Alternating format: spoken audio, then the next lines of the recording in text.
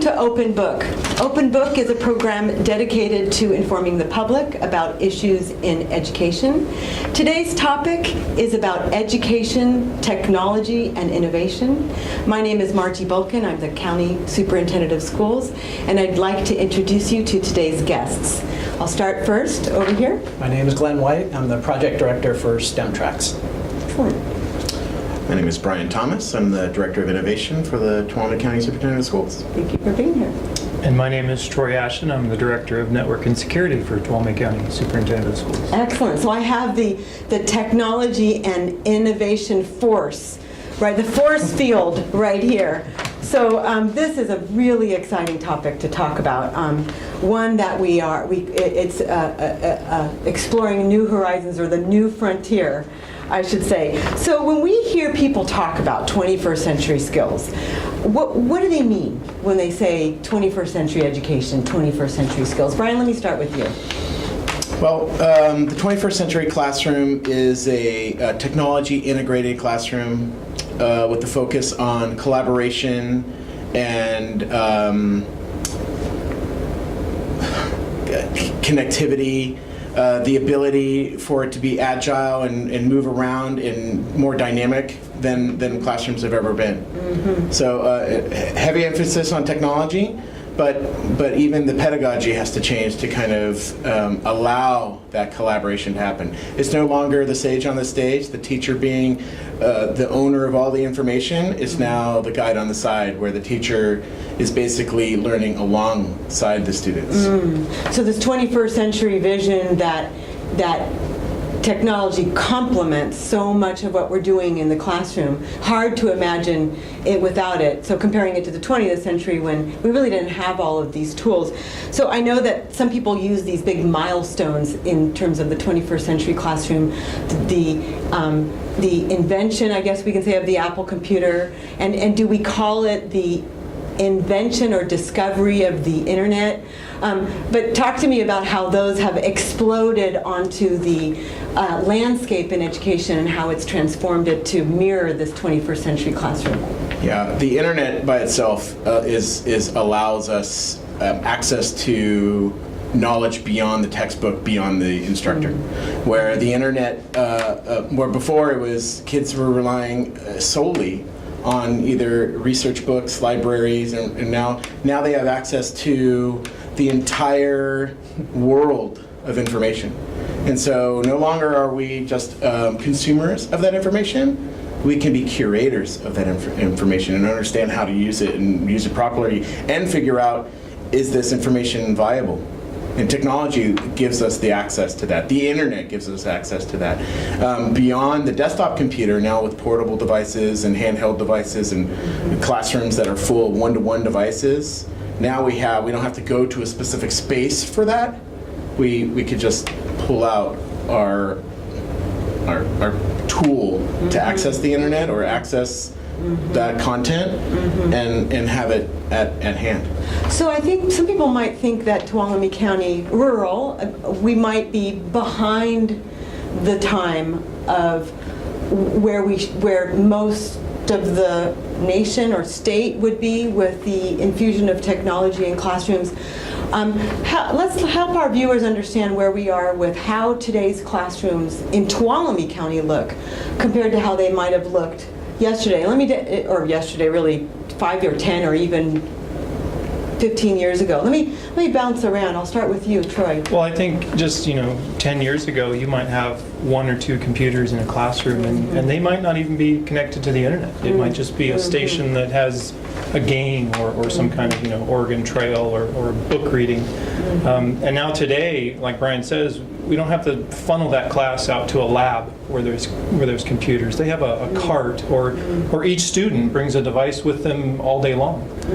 So as far as our county, I think we're right up there in line with the rest of the nation, with kids having access to the internet with devices that are current. They're not old. I mean, they're a year or 2 old, maybe even brand new this year, that they've deployed and are giving these kids and using throughout the day to look up information. Brian, what are your thoughts on how does it look differently You know, I attend national and state conferences, and we are growing faster and stronger than some of our competing larger districts in the Silicon Valley or LA Basin because of because of our small population.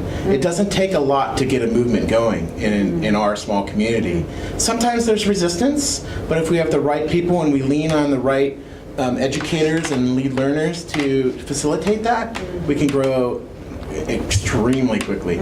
One of the other things we have here is a very strong infrastructure, where we have in our, and this is technical, but we have in our office here a 10 gigabit connection to the internet, and that goes to 6,000 students. There are county offices or districts that are 10, 100 times our size with less connection than we have. Wow. And so we have this amazing ability to provide huge bandwidth to our kids, and that's really phenomenal, where other districts will only part of that. Wow, that's amazing. Glenn, I know you work so much with the STEM education and through your work also at the college. How has technology revolutionized your work? Well, it gives those students that much more access to information.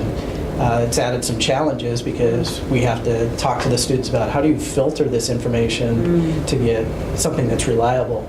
But just having that access opens the boundaries of all kinds of new viewpoints and new activities. They can go much deeper than they would have been able to in the past. So the impression I always get is a little bit more hands-on. Technology creates an opportunity for hands-on application of learning.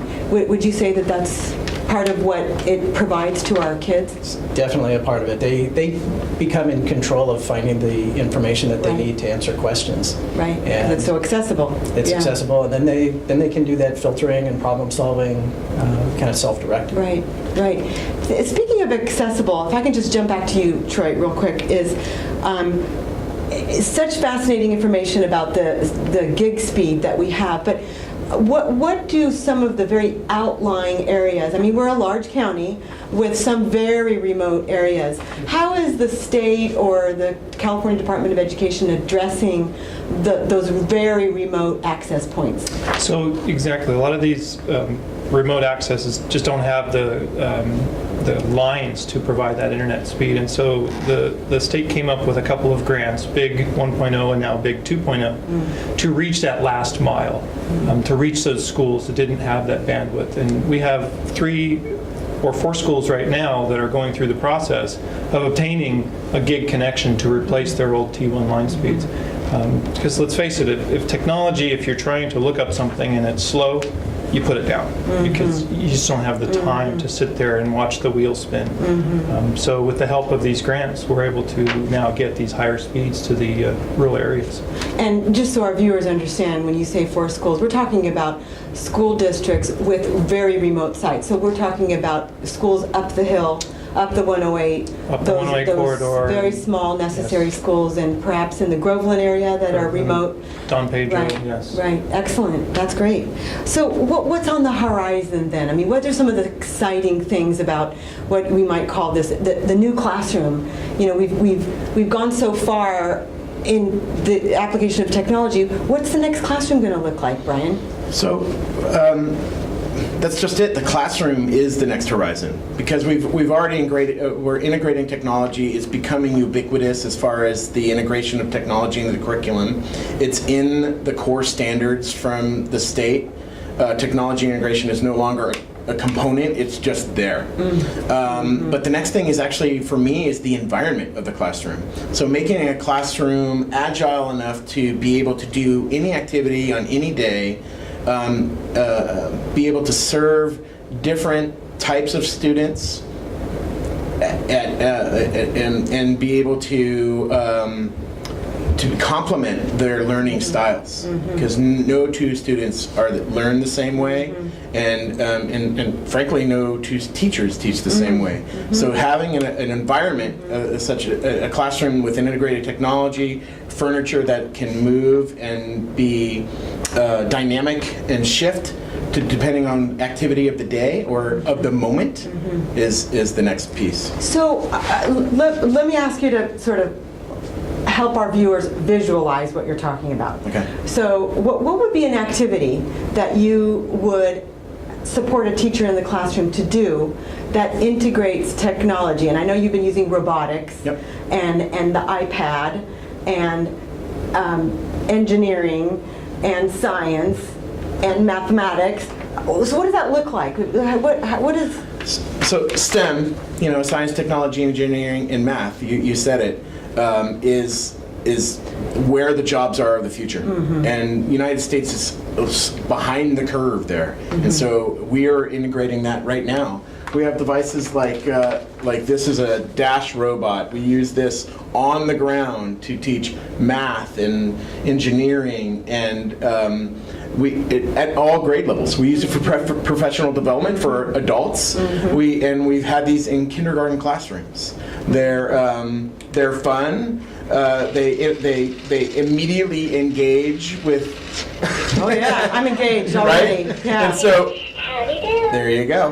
So they immediately engage the student to the activity, and instead of it becoming a 40-minute lesson and like, oh my gosh, thank God that's done, it's, I want to go more. Right. That's 40 minutes, I need it to be 80 minutes or 20, or 2 hours, or can we do this next week? And so these go on the ground and they move around and they, and we've got other devices too that actually, so this is on a flat plane. We've got other... Wait, before you introduce the other ones, because... Hello! So I've seen you do this in the classroom. And so tell me how a group of students would use this with their iPad. What are they doing with their iPad and this? I know I'm talking to you. And you're listening to me. What would that group of students do to engage with this robot? So the student uses some block-based coding. We use some apps, and one of the great apps is called Tickle, and they use block-based programming language to be able to control the device. And the tough part about learning how to code is learning a syntax, learning the language. But pictures and blocks are easy to move around and manipulate without big errors. When you're doing programming code, you can have one slight spelling error that will make everything break. When they're big blocks that connect together, failure is awesome because you just watch it ride off a cliff or you watch it collide with something else. And it's not frustrating where it just doesn't work at all. You push go and nothing happens. So we use the iPads. The kids the students use the iPads to control the devices, to follow a line, to follow a course, to interact with each other, and it's really fun to learning some programming along and learning the way. how to program. Right. And then once they've leapt that from this kind of idea of programming, this like theoretical, like if I make this move from here to there and I see this in a two-dimensional screen, when it's in person and it's in 3 dimensions and actually moving a robot, that is that makes it really engaging. And then they get the logic. They understand, like, if I do this, then that does this. So then once they learn that logic and they've practiced that logic, they can then move to more aggressive and more advanced languages, scripting languages like Java or JavaScript or C++. Wow.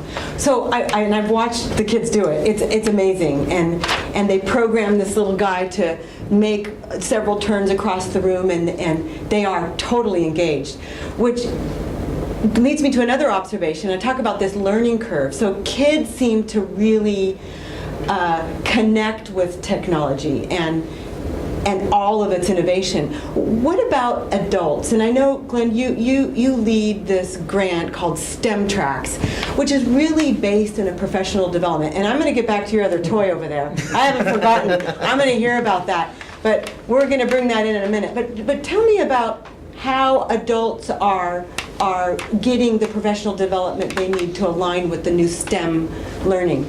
Well, Dash was one of our tools that we use to help encourage them to kind of get over that inhibition. I think because kids are so fluent with it, it's second language for them, that the teachers may be a little bit hesitant to jump into it. But once we start them at the same level with what we would with a student right at the bottom and show them that it's fun and engaging.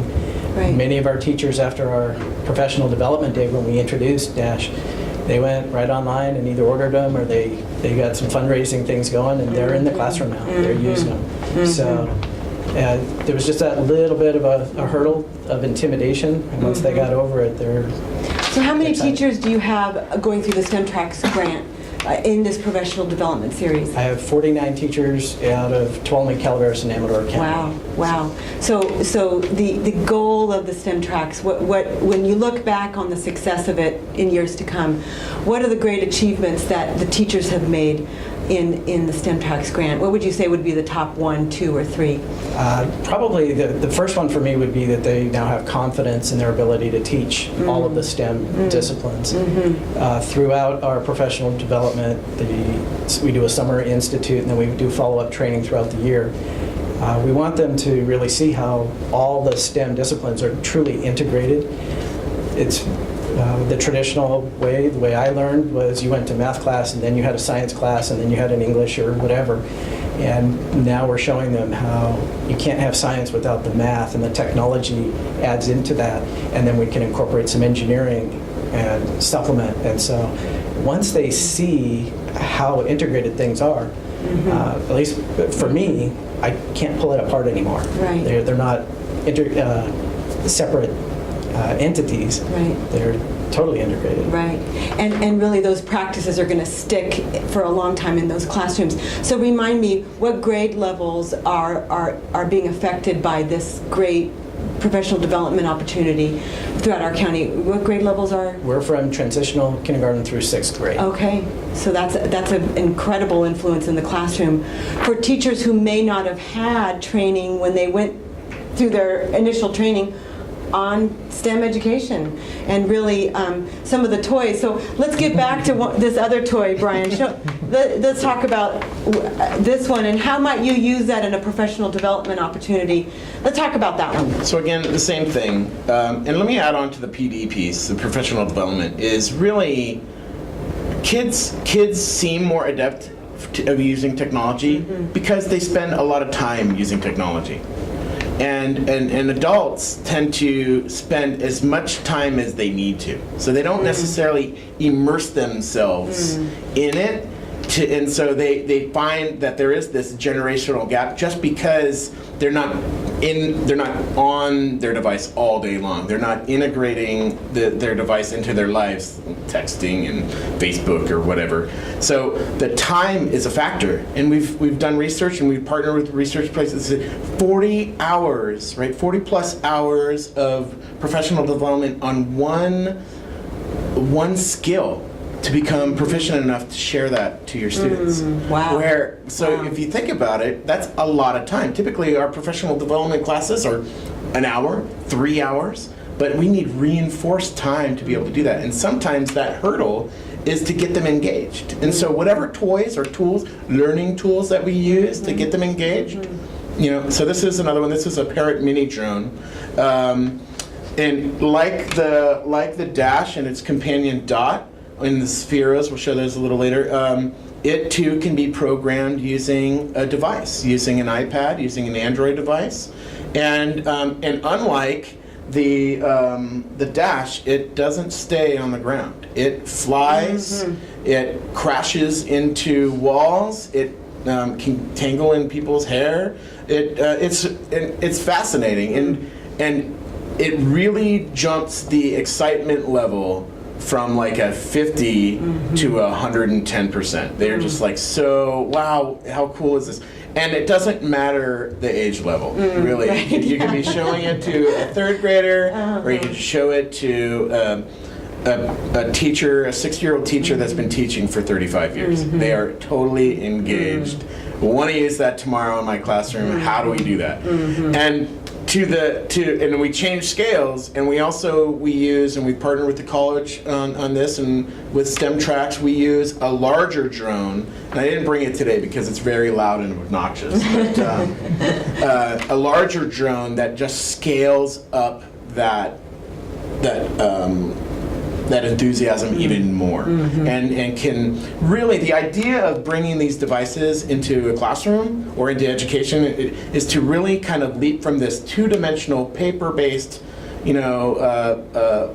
instruction that we've always been doing to this really connecting it to a thing, into something that really is larger than life. Right. Really. Right. And they're fun. They're flying 400 feet in the air. They're flying in circles, and then all of a sudden you've got a great engineering task or a math lesson that is, if you've got kids that are stuck on this circumference and learning how to do a circumference, all of a sudden you show them this in real life, in real motion, something that 10 years ago would be really difficult to do, if not impossible. Is pretty quickly available, and so we're partnering with our high schools and our college to do amazing things with these big toys. So as viewers listen in, they're probably wondering, is this available at my school? So just for clarification, the work that you're doing as the innovation director, the work that you're doing as director of network and security is a service out of the county schools office. And you go, how do you help and support schools with your work, and then I'll come to you or let me jump over here first. So with your work in network and security, how do you support schools, and maybe talk about the number of devices that are really growing at each school in our county? Right. So I mean, we see an exponential growth in devices, and so to use that large pipe internet that Brian talked about earlier.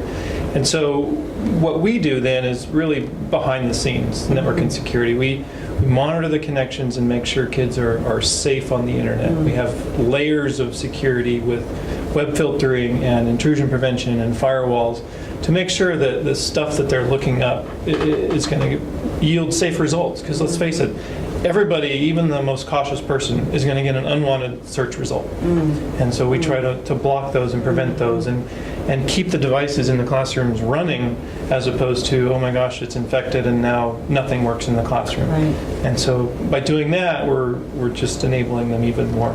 Right, right. And I know it's a standard that you have for education in terms of the privacy that we implement at the school sites that's so imperative. Exactly, and the schools have a responsibility. They have funds that come back to them through E-rate that requires them to comply with children's privacy acts. Right, excellent.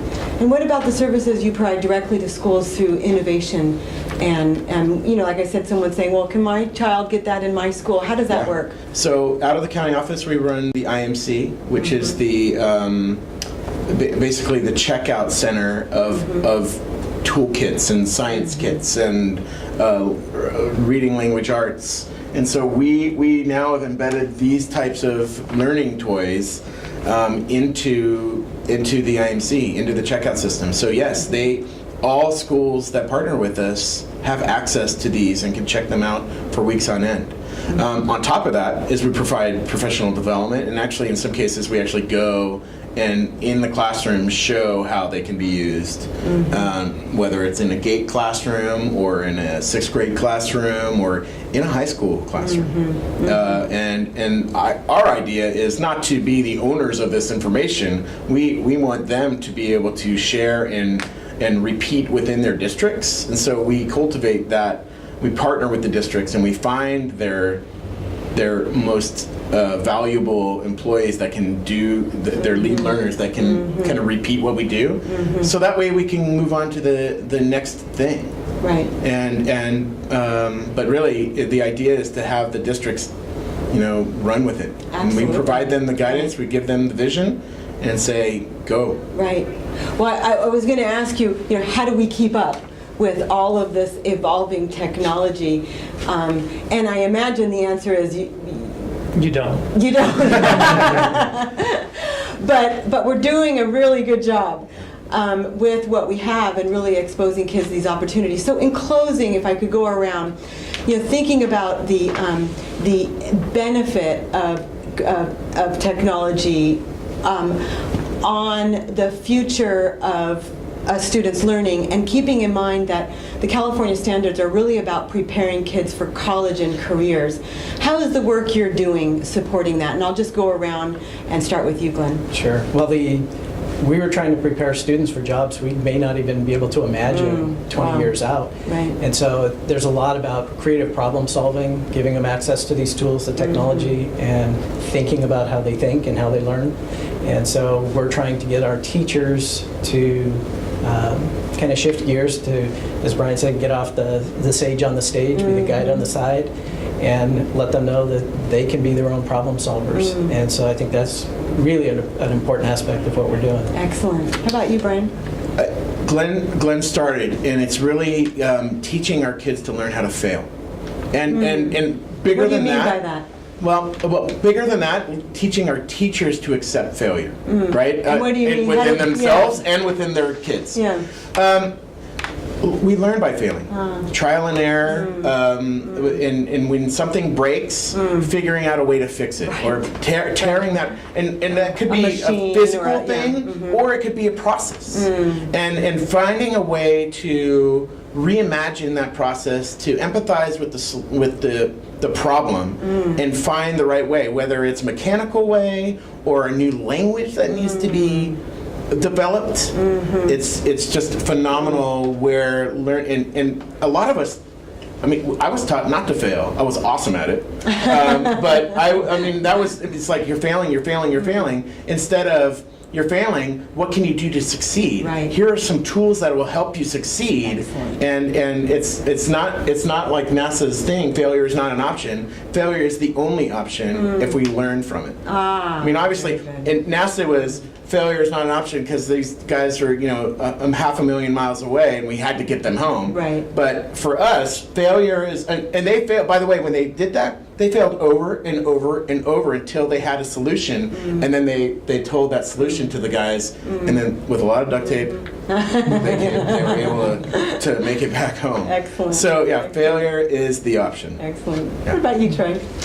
Well, I mean, here we are in 2015, and 30 years ago, Back to the Future movie came out depicting 2015, and so we're living that year that they foreshadowed for us, and a lot of the stuff that they showed is here, and just having the technology and the hands-on experience with the devices and the three-dimensional, I think is real world experience, as opposed to we all studied the books and then we hoped when we got out there we could apply that. Now we're bringing that application lower in the 6th grades, 5th grades, Right. and just gonna what's next on the horizon, and that's what we're trying to prepare them for. Well, what a very exciting future for the students of Tuolumne County, and thank you for being my guest. You've been listening to Open Book. Open Book is made possible by our partner in education, Black Oak Casino Resort. I hope you'll tune in next time to the next segment of Open Book.